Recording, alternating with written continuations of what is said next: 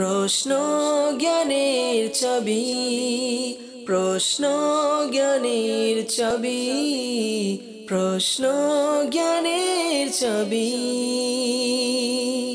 আলহামদুলিল্লাহি রাব্বিল আলামিন ওয়াসসালাতু ওয়াসসালামু আলা সাইয়্যিদিল মুরসালিন আম্মা বা'দ ফাআউযু বিল্লাহি মিনাশ শাইতানির রাজীম বিসমিল্লাহির রহমানির রহিম আসসালাতু ওয়াসসালামু আলাইকা ইয়া রাসূলুল্লাহ ওয়া আলা আলিকা ওয়া আসহাবিকা ইয়া হাবিবাল্লাহ আসসালাতু ওয়াসসালামু আলাইকা ইয়া নবিয়াল্লাহ ওয়া আলা আলিকা ওয়া আসহাবিকা ইয়া নূরাল্লাহ।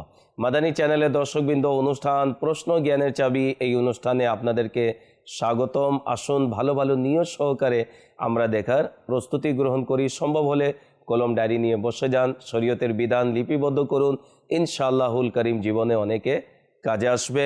আসুন ভালো ভালো নিয়ত সহকারে আমরা দুরুদে পাকের ফজিলত শুনে নিই। নবী পাক সাল্লাল্লাহু তাআলা আলাইহি ওয়া আলিহি ওয়াসাল্লাম ইরশাদ করেন, তোমরা যেখানেই থাকো আমার উপর দুরূদ শরীফ পাঠ করো, কেননা তোমাদের দুরুদ আমার নিকট পৌঁছে থাকে। সাল্লু আলাল হাবিব সাল্লাল্লাহু তাআলা আলা মুহাম্মদ সাল্লাল্লাহু আলাইহি ওয়াসাল্লাম। মাদানী চ্যানেলের দর্শকবৃন্দ, টিভি স্ক্রিনে নাম্বার দেখানো হচ্ছে, অবশ্যই আপনারা আমাদেরকে কল করে নিজের প্রশ্ন রেকর্ড করিয়ে দিন। ইনশাআল্লাহুল কারীম পরবর্তী অনুষ্ঠানে আমরা আপনাদের পাঠানো প্রশ্ন অনুষ্ঠানে সম্পৃক্ত করব। পাশাপাশি যারা হোয়াটসঅ্যাপ ইউজ করেন, নিজের ভিডিও প্রশ্ন রেকর্ড করে আমাদেরকে পাঠিয়ে দিন। এবং ইসলামী বোনেরা আমাদেরকে কল করবেন না, তবে এসএমএসের মাধ্যমে আপনারা যে কোনো বিধান জানার জন্য আমাদেরকে এসএমএস করতে পারেন। ইউটিউব এবং ফেসবুকের মাধ্যমে যারা দেখছেন, কমেন্টসের মাধ্যমে শরীয়তে যে কোনো বিধান জানার জন্য আমাদেরকে প্রশ্ন করুন। ইনশাআল্লাহুল করিম আমরা পরবর্তী অনুষ্ঠানে আপনাদের পাঠানো প্রশ্ন সম্পৃক্ত করব। আমাদের সাথে পূর্বের ন্যায় আজকেও দারুল ইফতা আহলে সুন্নাতের মুফতি শফিক আত্তারি মাদানী দামাত বরকাতুমুল আলী আমাদের সাথে রয়েছেন, যিনি বিভিন্ন প্রশ্নের উত্তর দিয়ে থাকেন। হুজুর গোটা মাস আমাদেরকে সময় দিয়েছেন, আলহামদুলিল্লাহ। আল্লাহ তাআলা তাকে দীর্ঘায়ু দান করুক। আমরা দেরি করব না, যাব আপনাদের প্রশ্নের দিকে। দেখি কোন ইসলাম ভাই কোথা থেকে শরীয়তের কোন বিধান জানার জন্য আমাদেরকে প্রশ্ন করেছেন। জি, প্রশ্ন চালিয়ে দিন। আসসালামু আলাইকুম রাহমাতুল্লাহি ওয়া বারাকাতুহু। ওয়া আলাইকুম আসসালাম ওয়া রাহমাতুল্লাহি ওয়া বারাকাতুহু। আমার নাম আব্দুল্লাহ। হুজুরের কাছে আমার একটা প্রশ্ন ছিল, রমজানের ইফতারির জন্য কালেকশন করা টাকা যদি বেঁচে যায়, তাহলে তা এতেকাফরতকারী ইসলামী ভাইদের জন্য খরচ করা যাবে?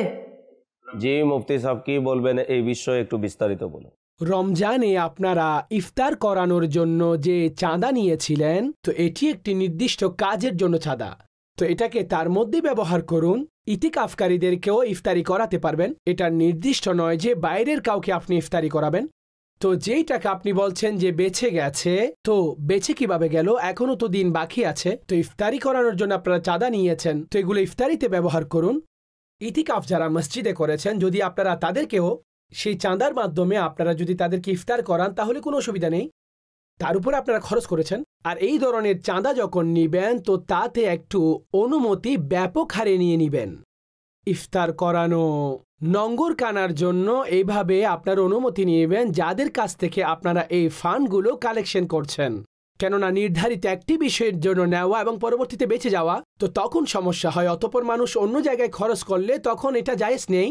আচ্ছা, অনুমতি নেওয়া এটা জরুরি হয়ে যায়। অতঃপর অনুমতি নিয়ে তো খরচ করতে পারবেন ব্যক্তি, নরমালি করতে পারবেন না। জি, পরবর্তী প্রশ্ন চালিয়ে দিন। আসসালামু আলাইকুম ওয়া রাহমাতুল্লাহি ওয়া বারাকাতুহু। ওয়া আলাইকুম আসসালাম ওয়া রাহমাতুল্লাহি ওয়া বারাকাতুহু। আমি মামুনুর রশিদ ইবান। হুজুরের কাছে আমার একটি প্রশ্ন, আমি হজে যাওয়ার জন্য টাকা জমা করেছি, ওই টাকার কি যাকাত দিতে হবে? জি, মুফতি সাহেব কি বলবেন? হজের জন্য টাকা জমা করে রাখা হয়েছে, সেটি যাকাত দিতে হবে কিনা, শরীয়তের কি বিধান, একটু বিস্তারিত বলুন। হজের জন্য যদি আপনি টাকা জমা করে রাখেন, তো এই জমাকৃত টাকার উপরে আপনাকে যাকাত আদায় করতে হবে। এগুলো আপনার কাছে মজুদ আছে। আর আপনার কাছে অন্যান্য শর্তাবলী পাওয়া গেলে সাহেবে নিসাব এই অংশ নিজে নিসাবে পৌঁছেছেন কিংবা অন্য সম্পদ যুক্ত হয়ে নিসাবে পৌঁছে গেছে, তখনও আপনাকে এটার উপরে যাকাত আদায় করতে হবে। আচ্ছা, কিছু এমন থাকে যারা হজের জন্য প্যাকেজ নিয়ে নিয়েছেন। আর আমরা যদি বলি মানুষ রজব থেকে শাবান থেকে হজের জন্য প্যাকেজ নিয়ে নেন, তো যারা হজের জন্য শুরু থেকে প্যাকেজ নিয়ে নিয়েছেন আর মূল্য পরিশোধ করে দিয়েছেন, প্যাকেজ নিয়েছেন, পেমেন্ট আদায় করে দিয়েছেন, তো আপনি তো পেমেন্ট করে দিয়েছেন, এখন সেই পেমেন্টের উপরে আপনাকে জাকাত দিতে হবে না। কিন্তু যেটা আপনার কাছে জমা আছে, হজের জন্য জমা আছে, এখন জাকাতের বছর সময় চলে আসলে এখন আপনি সেই জাকাত আদায় করে দিন। অনেক লোক এমন রয়েছে যারা বলে যে আমরা এই টাকা বিয়ের জন্য জমা করেছি। আচ্ছা, কিছু আছে যারা বলেন যে আমি এই টাকা ঘর বানানোর জন্য রেখেছি। আচ্ছা, ঘর বানানোর জন্য আপনি জমা করেছেন। আচ্ছা, এই টাকা তো আপনার কাছে জমা আছে আর আপনার জাকাতের বছরও পূরণ হয়ে গেছে। তো এই যে ঘর বানানোর জন্য আপনি এখন এগুলোর তো আপনাকে জাকাত আদায় করতে হবে। এক সেই ব্যক্তি যিনি প্লট ক্রয় করেছেন, যিনি জমি ক্রয় করেছেন অথবা জায়গায় ক্রয় করেছেন এবং বানাচ্ছেন, কিন্তু যে কারেন্সি রয়েছে, এখন যখনই আপনার বছর পূর্ণ হবে এবং জাকাতের সেই সময় চলে আসে, এখন সেই টাকা যদিও বা ঘর বানানোর জন্য আপনি রেখেছেন, সেই টাকা আপনি ভালোই অন্য কোনো কাজের জন্য রেখেছেন, তো আপনাকে সেই জাকাত সমূহ আদায় করতে হবে। যে ইসলাম ভাই আমাদেরকে প্রশ্ন করেছেন, আশা রাখি উত্তর পেয়ে গিয়েছেন। শরীয়তের বিধান জানা কত জরুরি। অনেকে টাকা জমা করে রাখে কিন্তু জানে না সে জমাকৃত টাকা দিয়ে আমাকে জাকাতও আদায় করতে হবে। মাশাআল্লাহ, অত্যন্ত সুন্দরভাবে মুফতি সাহেব উত্তর দিয়েছেন। আশা রাখি এর উপর আমরা আমল করে আখিরাতে নাজাত অর্জন করব ইনশাআল্লাহুল করিম। যে পরবর্তী প্রশ্ন চালিয়ে দিন। আসসালামু আলাইকুম। ওয়ালাইকুম আসসালাম রহমতুল্লাহি ওয়া বারাকাতুহু। আমি সৈয়দ মোহাম্মদ মুস্তাফা। আমার একটি প্রশ্ন ছিল, আমি ঢাকায় কর্ম করি আর আমার পরিবার চট্টগ্রামে থাকে, তখন আমার ফিতরা কি ওই স্থান থেকে আদায় করতে পারবো? জি মুফতি সাহেব, কি বলবেন এই বিষয়ে বিস্তারিত বলুন। যদি আপনি সেইখানে আপনার সাদকাতুল ফিতর আদায় করেন তাহলে করতে পারবেন, কোনো ধরনের কোনো অসুবিধা নেই। জি মাশাআল্লাহ, অত্যন্ত সুন্দরভাবে উত্তর প্রদান করেছেন। পরবর্তী প্রশ্ন চালিয়ে দিন। আসসালামু আলাইকুম রাহমাতুল্লাহি ওয়া বারাকাতুহু। ওয়ালাইকুম আসসালাম রাহমাতুল্লাহি ওয়া বারাকাতুহু। আমার নাম মোহাম্মদ তামিম। হুজুরের কাছে আমার একটা প্রশ্ন ছিল, মৃত ব্যক্তির রোজার ফিদিয়া মসজিদে দেওয়া কেমন? জি মুফতি সাহেব, কি বলবেন এই বিষয়ে? শরীয়তের কি বিধান রয়েছে একটু বিস্তারিত বলুন। মৃত ব্যক্তির রোজার ফিদিয়া মসজিদে আদায় করতে পারবেন না। ফিদিয়া যেটা আপনি কাউকে দিবেন সেটা কাউকে মালিক বানিয়ে দেওয়ার মতো। তামলিক, মালিকানাই দেওয়া, মালিক বানিয়ে দেওয়া। যাকে জাকাত দেওয়া যাবে ওনাকে ফিদিয়াও আদায় করা যাবে, আর যাকে জাকাত দিতে পারবেন না ফিদিয়াও ওনাকে দিতে পারবেন না। তো এই বিষয়গুলো খেয়াল রাখতে হবে। আর মসজিদে যেহেতু জাকাত দেওয়ার কারণে জাকাত আদায় হয় না, এভাবে ফিদিয়া দেওয়ার মাধ্যমেও মসজিদে ফিদিয়া আদায় হবে না। ফিদিয়া আপনি কোনো জাকাতের হকদারকে আপনি এতটুকু অ্যামাউন্টের মালিক বানাবেন, তখন আপনার ফিদিয়া আদায় হবে, না হয় হবে না। এজন্য ডাইরেক্ট মসজিদে দেওয়া, ডাইরেক্ট মাদ্রাসায় দেওয়া এভাবে আদায় হবে না। এখানে শরীফ ফকিরকে মালিক বানাতে হবে। উনি চাইলে মসজিদে দিয়ে দিক কিংবা মাদ্রাসায় দিয়ে দিক, তখন এটা ঠিক থাকবে। কিন্তু এটা উচিত নয় যে আপনি ডাইরেক্ট মসজিদ নির্মাণ কিংবা মাদ্রাসা নির্মাণের জন্য খরচ করে দিবেন। না এইভাবে ফিদি আদায় হয়, না এইভাবে জাকাত আদায় হয়। মুফতি সাহেব, আপনার কাছে একটি প্রশ্ন। যদি কোনো ব্যক্তি কোনো কারণে রোজা না রাখতে পারে, তাহলে সেও কি সদকায়ে ফিতর আদায় করবে? এর শরীয়তের কি বিধান রয়েছে একটু বিস্তারিত বলুন। সদকায়ে ফিতরের সম্পর্ক রোজার সাথে এই ভাবে রয়েছে যে রমজানের মধ্যে যত অনর্থক কথা রয়েছে এগুলো তার কাফারা হয়ে যাবে। কিন্তু এমন নয় যিনি রোজা রাখেননি, কোনো অসুস্থতা কিংবা অন্য কোনো কারণে রোজা রাখেননি, এখন তিনি সদকায়ে ফিতর আদায় করবেন না, এমনটা হবে না। যদি তিনি মালিকে নিসাব হন, সদকায়ে ফিতর ওনাকে দিতে হবে, সদকায়ে ফিতর ওনার উপর আবশ্যিক হয়ে যাবে। তো এই জন্য এটা হতে পারবে না যে কোনো ব্যক্তি মালিকে নিসাব হন আর সদকায়ে ফিতর উনি আদায় না করেন। তো রোজা রেখেছেন কিংবা রাখেননি, সদকায়ে ফিতরের সম্পর্ক মালিকে নিসাব হওয়ার সাথে। তো যেই ব্যক্তি সাহেবে নিসাব, মালিকে নিসাব হন, সেই ব্যক্তিকে সদকায়ে ফিতর আদায় করতে হবে। এখন রোজায় রাখেননি, তো তিনি অতঃপর যদি ওজরের কারণে রাখেননি, তো পরবর্তীতে কাজা করবে সেগুলো। আর কোনো কারণ ছাড়া যিনি রাখেননি তিনি গুনাহগারও হবেন এবং কাজাও আদায় করতে হবে, আর তিনি গুনাহগারও হবেন। জি, পরবর্তী প্রশ্ন চালিয়ে দিন। আসসালামু আলাইকুম। ওয়ালাইকুম আসসালাম রহমতুল্লাহি ওয়া বারাকাতুহু। আমি জাহিদুল ইসলাম। হুজুরের কাছে আমার একটা ছোট্ট প্রশ্ন ছিল, ফিতরা কি আর তা কার উপর ওয়াজিব? জি মুফতি সাহেব কি বলবেন এই বিষয়ে একটু বিস্তারিত বলুন। সাদকায়ে ফিতর কি? রাসূলুল্লাহ সাল্লাল্লাহু তাআলা আলাইহি ওয়া আলিহি ওয়াসাল্লাম যখন এই আপন সাহাবীগণকে পাঠালেন এবং বললেন যে ঘোষণা করে যাও আল্লাহ তাআলার পক্ষ থেকে তোমাদের উপর এই সাদকা ওয়াজিব। এখানে এই গরিবদের জন্য, মিসকিনদের জন্য এক ধরনের ঈদের ব্যবস্থা রয়েছে। আর এই সাদকায়ে ফিতরের মধ্যে আমাদের ফরজের মধ্যে যে অনর্থক কথাবার্তা হয়েছে, যে কাজ হয়েছে, এটা তার কাফারা হয়ে যাবে। সর্বোপরি সাদকায়ে ফিতর এটা ধনীদের উপরে। সাহেবে নিসাব দ্বারা উদ্দেশ্য এখানে শুধুমাত্র জাকাতের সাথে নয়, বরং জাকাতের যে বিষয়গুলো রয়েছে সেগুলো যদি মজুদ থাকে, সেগুলোর মাধ্যমে সাহেবে নিসাব হয় তাহলে ঠিক আছে। কিন্তু যদি প্রয়োজনের বাইরেও অনেক বস্তু মিলানোর কারণে তিনি সাহেবে নিসাব হয়ে যান, তখন ওনার উপর সাদকায়ে ফিতর আবশ্যিক হয়ে যাবে। সাদকায়ে ফিতরের নিসাব এটা কিছুটা অধিক। অর্থাৎ জাকাতের মধ্যে তো রয়েছে স্বর্ণ, রূপা, ব্যবসায়িক মাল, কারেন্সি ইত্যাদি। যদি এই বস্তুগুলো থাকে আর নিসাব পূর্ণ হলে তখন সাদকায়ে ফিতর আবশ্যিক হবে। কিন্তু কেউ যদি বলে আমার কাছে স্বর্ণ নেই, রূপা নেই, কিছু টাকা রয়েছে আর অনুরূপভাবে কিংবা প্রয়োজনের অধিক বস্তু মজুদ আছে। এখন যেমন একজন ব্যক্তির কাছে 1 লাখ টাকা আছে আর প্রয়োজনের অধিক বস্তু রয়েছে, তো আমরা বলবো যে 1 লাখের উপরে যদি 52.5 তোলা রূপার সমপরিমাণ টাকা না হয় তো জাকাত তো দিতে হবে না। কিন্তু এটা আর প্রয়োজনের অধিক সম্পদ যখন আপনি পেয়ে যাবেন আর এই উভয় বস্তুর মূল্য যখন 52.5 তোলা রূপার সমপরিমাণ অর্থে পৌঁছে যায়, তো তখন তার উপর সাদকায়ে ফিতর আবশ্যিক হবে। এই নিসাব দেখা হয়ে থাকে, ঈদের দিন সকালবেলা এগুলো দেখতে হয়। হ্যাঁ, সে সময় তিনি মালিকের নিসাব হয়েছেন কিনা। হ্যাঁ, আমাদের এখানে সতর্কতার সাথে মালিকের নিসাব হলে তিনি প্রথম থেকে আদায় করে দেন, হ্যাঁ, যাতে এটা গরিবদের কাছে পৌঁছে যায় আর তিনি ভালোভাবে ঈদ করতে পারেন। খুশি মনে উৎফুল্লতার সাথে ফিতরা আদায় করুন। যারা ফিতরার হক রাখে তাদের কাছে পৌঁছিয়ে দিন। আর পাশাপাশি অনুরোধ করব, দাওয়াতে ইসলামী বিশাল দিনই খেদমত করে যাচ্ছে। কোটি কোটি টাকা মাসিক দাওয়াতে ইসলামীর খরচ রয়েছে। তো অনুরোধ করব দাওয়াতে ইসলামীর আর্থিক সহযোগিতা করার জন্য আপনারা এগিয়ে আসুন।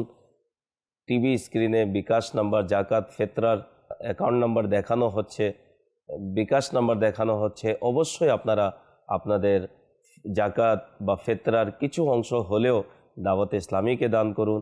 আর কেউ যদি আমাদের জামিয়াতুল মদিনা বা মাদ্রাসাতুল মদিনা ছাত্রদের পড়ালেখার ব্যাপারে স্পন্সর হতে চান, আমাদের কল সেন্টারে যোগাযোগ করুন।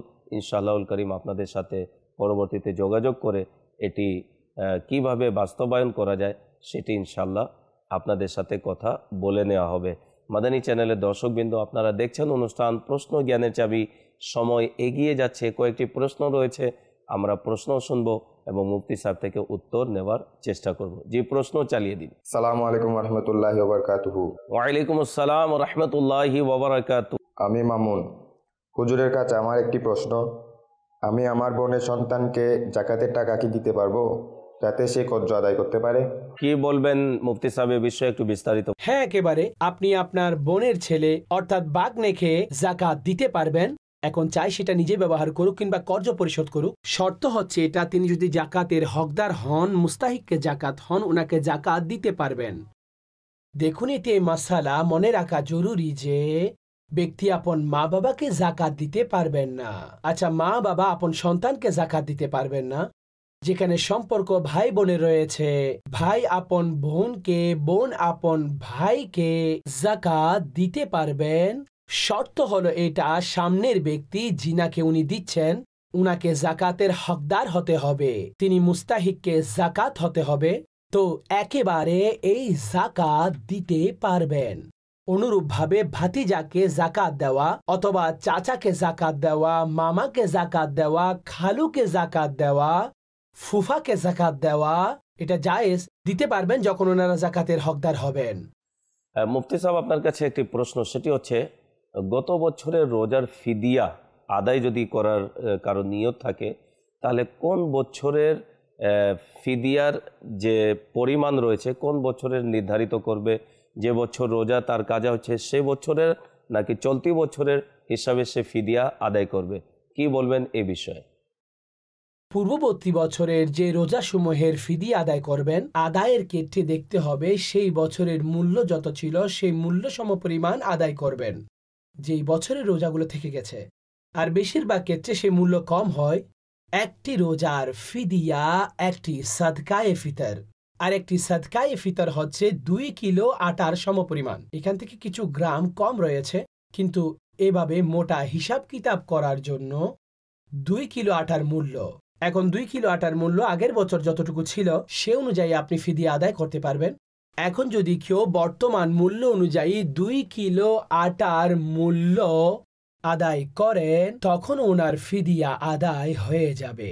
জি, পরবর্তী প্রশ্ন চালিয়ে দিন। আসসালামু আলাইকুম। ওয়ালাইকুম আসসালাম রহমতুল্লাহি ওয়া বারাকাতুহু। আমি মোহাম্মদ ফয়সাল।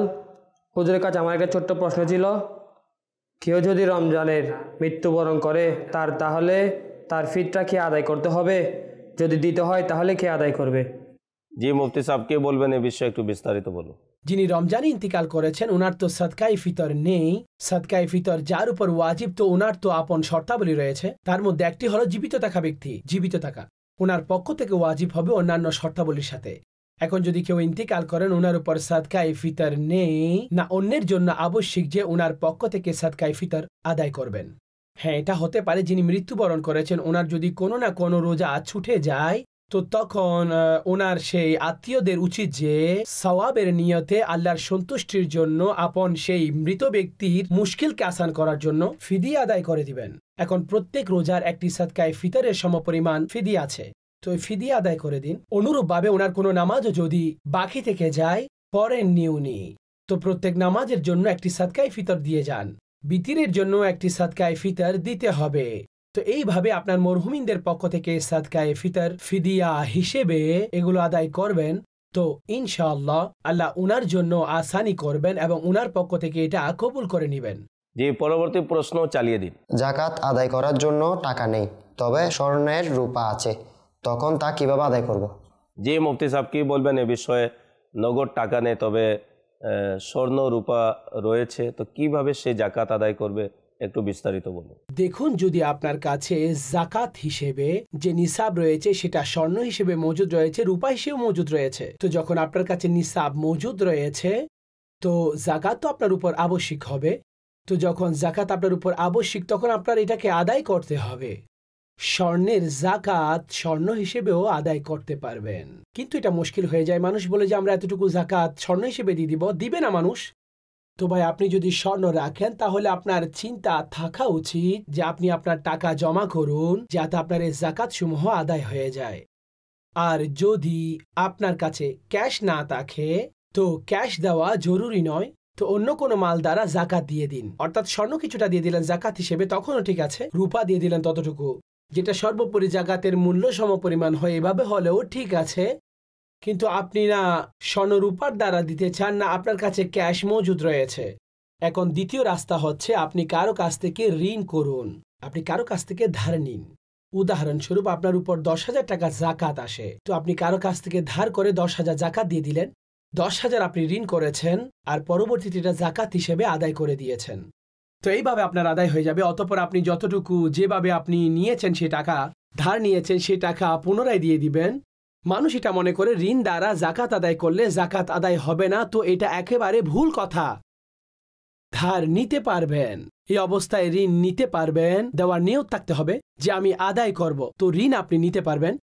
তো এই কারণ যথার্থ নয় যে আমার কাছে ক্যাশ নেই। অনেক লোক বিক্রি করার নিয়তে প্লট ক্রয় করেছেন, পরে তাকে এখন তিনি বলেন যে প্লট বিক্রি হয়নি, না আমার কাছে ক্যাশ আছে, আমি জাকাত কোত্থেকে দিব? তো আপনি যখন বিক্রির নিয়তে নিয়েছেন তখন আপনার তো জাকাত আবশ্যিক হবে, এটা আবশ্যকীয় বিষয়, এটার উপর জাকাত আছে। এখন জাকাতও আসবে ভ্যালু হিসেবে, এমন নয় যে আপনি ক্রয় করেছেন এটার ভ্যালু হিসেবে জাকাত দিতে হবে। তো এখন আপনাকে তার জাকাত আদায় করতে হবে। তো আপনি চাইলে তো প্লট বিক্রি করে আপনি জাকাত আদায় করবেন, অথবা আপনার অন্য কোনো বস্তু বিক্রি করে আপনি জাকাত আদায় করবেন, অথবা আপনি এই কাজ করুন, আপনি কারো থেকে ঋণ করুন আর আপনার জাকাত আদায় করুন। এটার সিম্পল সমাধান হচ্ছে এটাই। আশা রাখি অনেকের এই বিষয়ে প্রশ্ন থাকেই, তো উত্তর পেয়ে গিয়েছেন। তো যেভাবে মুফতি সাহেব দিক নির্দেশনা দিয়েছে আমরা সেভাবে যেন জাকাত আদায় করে দিই। একটি কথা বলবো, সেটি হচ্ছে আল্লাহ তাবারক ওয়া তাআলার সন্তুষ্টির জন্য উৎফুল্লতার সাথে খুশি মনে আমরা যেন জাকাত আদায় করি। অনেকে জাকাত আদায় করতে গিয়ে কৃপণতা প্রদর্শন করে, কৃপণতা আল্লাহ তাআলা পছন্দ করেন না, কৃপণ ব্যক্তিকে আল্লাহ পছন্দ করেন না, এবং অনেক তার জন্য বিভিন্নভাবে হাদিস শরীফের মধ্যেও এবং বিভিন্ন বুজুর্গানে দিনের বাণীতেও তাদেরকে বিভিন্নভাবে করা হয়েছে, দোষারোপ করা হয়েছে, বিভিন্নভাবে তাদের আল্লাহ তাবারাক ওয়া তাআলা তাদেরকে পছন্দ করেন না এই বিষয়ে রেওয়ায়েতে এসেছে। তাই অনুরোধ করব, আল্লাহ তাআলা আপনাকে আর্থিক সচ্ছলতা দান করেছেন, আর্থিক নিয়ামত দান করেছেন, সেই নিয়ামতের হক আদায় হবে তখন যখন আমরা সঠিক জাকাত আদায় করব। জাকাতও বের করি এবং যারা জাকাতের হকদার তাদের কাছে পৌঁছিয়েও দিই, যাতে করে তাদের যে কোনো সমস্যার তারা আর্থিকভাবে সমাধান করতে পারেন।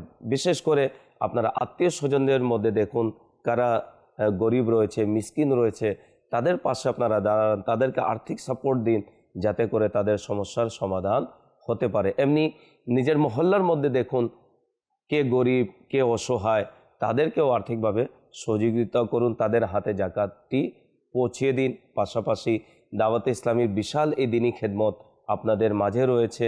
অনুরোধ করব, দাওয়াতে ইসলামীর প্রতিদিন প্রতিনিয়ত আলহামদুলিল্লাহ টাকা খরচ হতেই থাকে, তো এত বিশাল দিনই খেদমত ফান্ড ব্যতীত কিভাবে হবে। তাই অনুরোধ করব, আপনার জাকাত ফিতরা দান অনুদানের কিছু অংশ হলেও দাওয়াতে ইসলামীকে দান করুন, যাতে ঘরে বসে আপনি বিশাল দিনই খেদমতের সওয়াবের ভাগিদার হতে পারেন। আল্লাহ তাআলা আমাদের সকলকে দাওয়াতে ইসলামীকে আর্থিকভাবে সহযোগিতা করার তৌফিক দান করুক। মাদানী চ্যানেলের দর্শকবৃন্দ, সময় হয়েছে বিদায় নেবার। যারাই আমাদের সাথে ছিলেন দোয়া করি আল্লাহ তাআলা আপনাদের সবাইকে ভালো ও সুস্থ রাখুক। মাদানী চ্যানেলের সাথেই থাকুন। সাল্লু আলাল হাবিব সাল্লাল্লাহু তাআলা আলা মুহাম্মদ সাল্লাল্লাহু আলাইহি ওয়াসাল্লাম। প্রশ্ন জ্ঞানের চাবি, প্রশ্ন জ্ঞানের চাবি, প্রশ্ন জ্ঞানের চাবি।